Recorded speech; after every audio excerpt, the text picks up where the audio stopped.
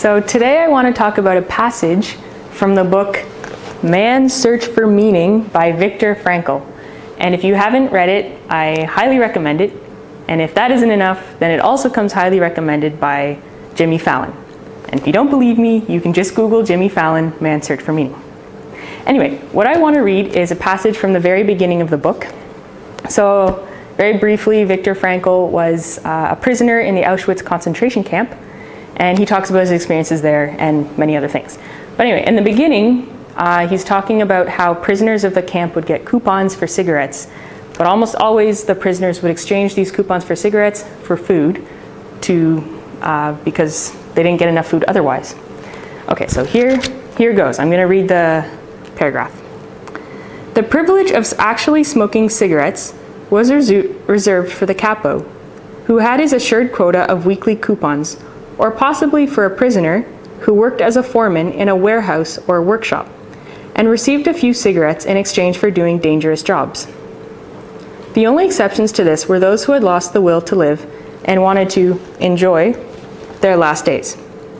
Thus, when we saw a comrade smoking his own cigarettes, we knew he had given up faith in his strength to carry on, and once lost, the will to live seldom returned.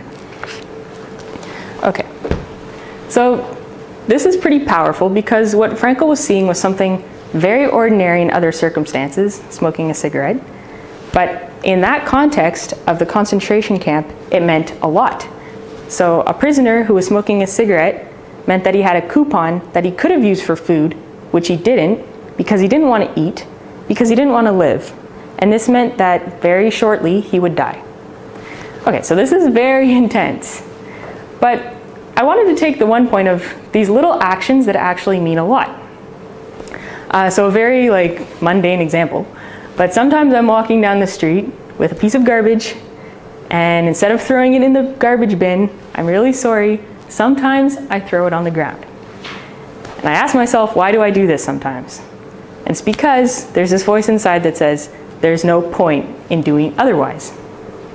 Okay, so yes, I mean, a lot of this comes down, this example and many other little actions that we all do, I mean, come down to human nature, this thing called laziness.